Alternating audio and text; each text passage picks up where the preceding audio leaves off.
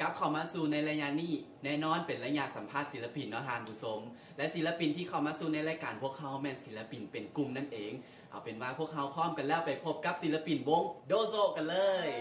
สบายดี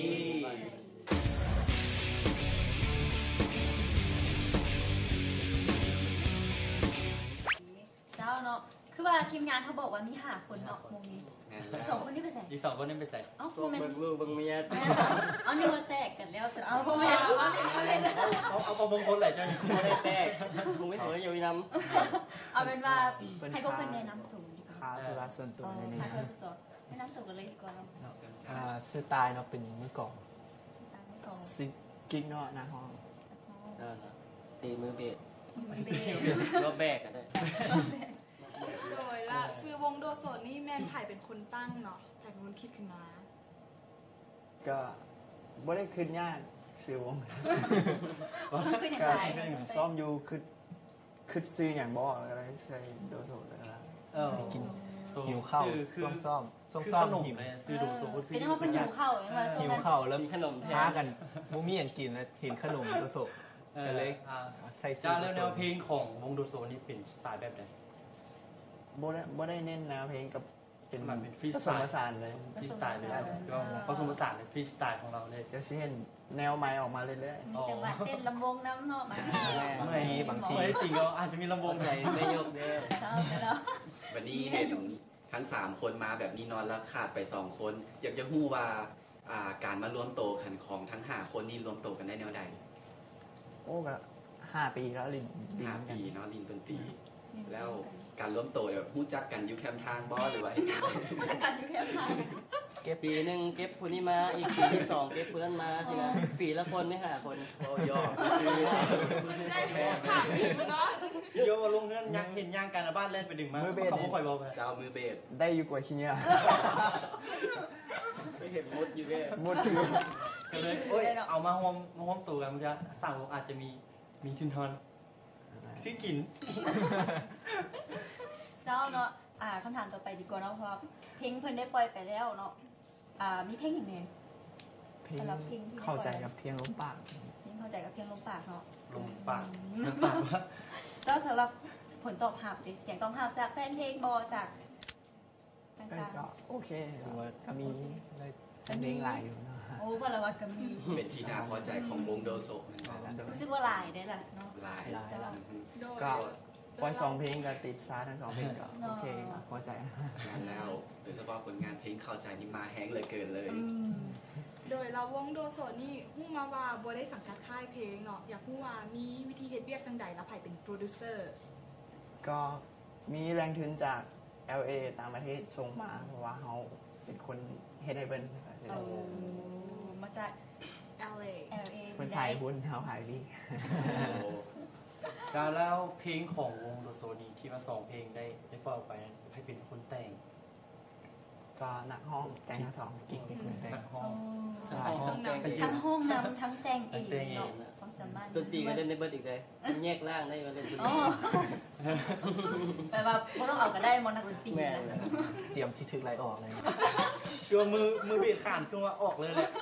ค่อยเล่นก็เป็นด้วยมันมาแต่งเพลงก็เป็นขนาดมา3 คนยังแซวกันปากส่งมาที่2เดี๋ยว2 คนจะซ้ำไหนเมื่อที่ติวยังไงจะเตรียมออกวงพะโล้กันสิวันนี้วงโดโซปล่อยจิงเกิลออกไป2 เพลงแล้วเนาะแล้ววันนี้อยากพูดว่าอัลบั้มเต็มๆนี่จะวางแผงมื้อใด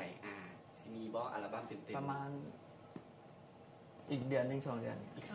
เดือนนึง2 เดือนไม่ไหวเลยนะแต่ว่ามีประมาณ2 เพลงมันประมาณเราต้องเป็น10 ขึ้นไปเพราะมีจับโซเลยห้องโซเลยอัลบั้มจะมีแต่เพลง6-7 เพลงแม่ว่ามินิเพลงออกไปก็ยิบไปเป็นโมดูลเรื่องนั้นแล้วหมดแล้วยังได้ MV ยังได้ถ่ายยังถ่ายใน MV เนาะแล้วก็ปล่อยออกมาให้สัญญาได้บอกว่าจะมาปล่อยอยู่ในรายการซุ่มๆของพวกเขาเป็นรายการทันอิดเลยสัญญาเลยสัญญาแล้วเจ้าแบบไปหาแต่ดีกว่าเนาะว่าให้บันดาลใจหรือว่าจุดหมายของโดโซนีแม่นอย่างเนาะก็บ่มีอย่างปล่อยเพลงให้คนฟังวันนี้ก็มีเพลงทุกคนฟังแล้วก็ทุกคนมักกับเข้าใจแล้วเนาะแมน2 เพลงปล่อยกับฟรีๆเลยฟรีเลยดาวน์โหลดตาม YouTube บ่หรือว่าฟรีๆแปลว่าอัลบั้มนี่ไม่ต้องซื้อก็ได้เนาะดาวน์โหลดเอา จะออกไปเขาถามว่าอันรายการนี้แล้วออกไปพอจีบนดาวรถพอจีขอเพนเรา ความลายเซ็น เมื่ออัลบั้มนี้บุคิดกำไรอย่างเลย เป็นศิลปินที่ว่าใจดีเนาะมอบความสุขความบันเทิงให้กับทานผู้ชมโดยบ่หวังผลกำไรโดย แล้วท้ายนี้อยากให้ฝากผลงานแดเนาะรู้สึกมีอย่างสิฝากถึงสมบอก ซิงเกิลใหม่ ต่อไปเนาะความทรงจ ความทรงจ ำก็ลองฟังมันนะเป็นเพลงที่ว่าอาจสิบีบน้ำตาได้นะ ำ เป็นเพลงเศร้า เป็นเพลงใบก็ได้แล้วเนาะ นี่เราบีบน้ำตาแบบใด รีบเลย สำหรับคนที่ว่าเชื่อในแบบว่าความหักนะประมาณนี้ พอจังซีพออธิบายเนื่องในความหมายของเพลงในพอจักน้อยหนึ่ง ก็คือว่าเขาฝังใจกับคนใดคนหนึ่งเนาะ เจ้า โบอาจสิลบความทรงจำดีๆไปได้นะ เจ้า ประมาณนี้ เป็นว่าฟังใจจน รู้สึกว่ามาว่าสุดท้ายจิซึ้งเลยนะ เอาคนฝากผลงานดีต้องซื้อแล้ว เจ้าก่อนแต่ละคนน้ำตาก็ซึมนะ น้องแนนแพ้แสง เพลงเข้าตา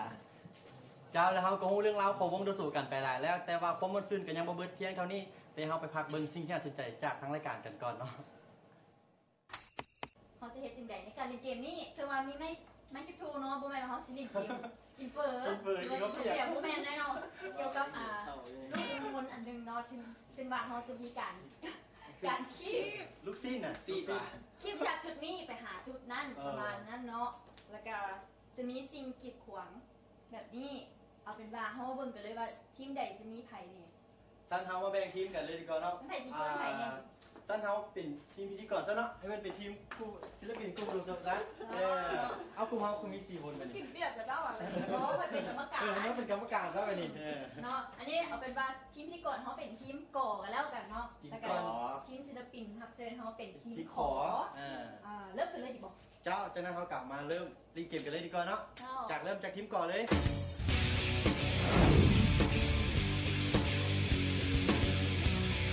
ท่านผู้ชมเอาเป็นว่าเขาไปเบิ่งทีมพิธีกรของเขาจะเริ่มต้นในการเล่นเกมกันเลยเนาะพร้อมหรือยัง พร้อมแล้ว เอาเป็นว่าเริ่ม ต้องไปเลย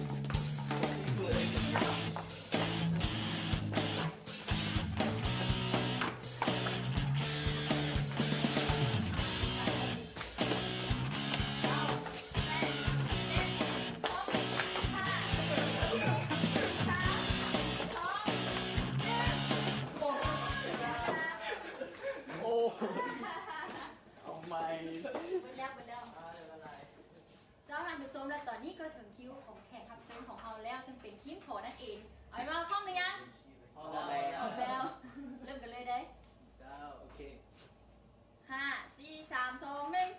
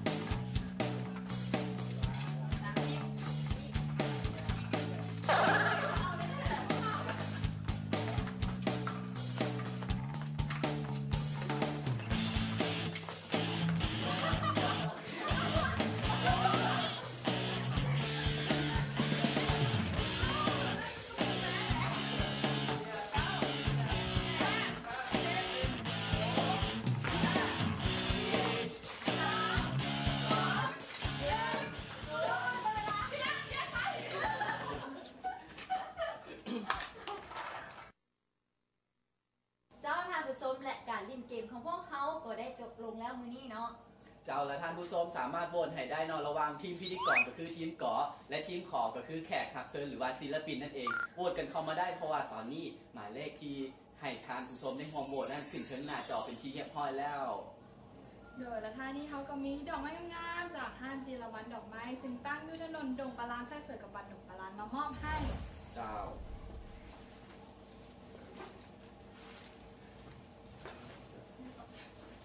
มอบให้กับศิลปินโดโซ ขอบใจศิลปินทับเซอร์ของพวกเขาที่ได้มาร่วมในรายการและร่วมเล่นเกมกับพวกเขาในมื้อนี้เนาะ และท้ายนี้ศิลปินวงโดโซยังมีเรื่องราวที่จะฝากถึงแฟนๆเพลงของพวกเพิ่นให้เพิ่นฝากกันดีกว่า ขอบใจแฟนเพลงที่ให้การตอบรับดีมาตลอดเนาะแล้วก็มีข่าวดีทางพี่น้องทางปากซันเนาะเตรียมพบกับพวกเราได้คอนเสิร์ต25 กันยายนนี้เนาะที่เทพจันทร์